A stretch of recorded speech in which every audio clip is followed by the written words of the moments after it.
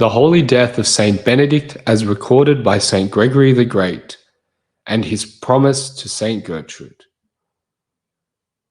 The same year in which he departed out of this life, he foretold the day of his most holy death to some of his disciples who conversed with him, and to others who were far off, giving strict charge to those who were present to keep in silence what they had heard, and declaring to the absent by what sign they should know when his soul departed out of his body.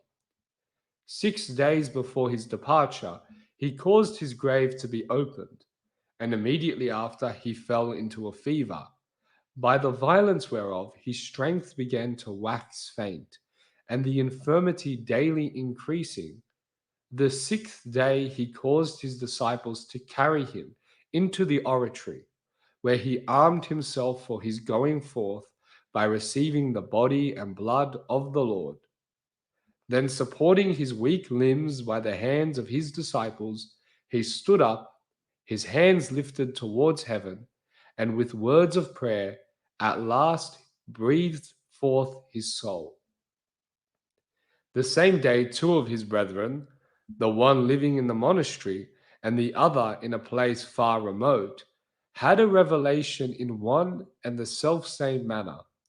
For they upheld a way, spread with garments and shining with innumerable lamps, stretching directly eastwards from his cell up to heaven. A man of venerable aspect stood above and asked them whose way that was. But they professing they knew not, he said to them, "This is the way by which the beloved of the Lord, Benedict, ascended."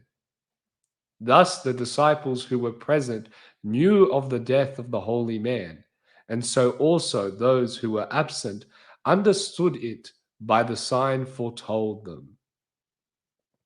He was buried in the oratory of St. John the Baptist, which he himself had built upon the ruin of Apollo's altar.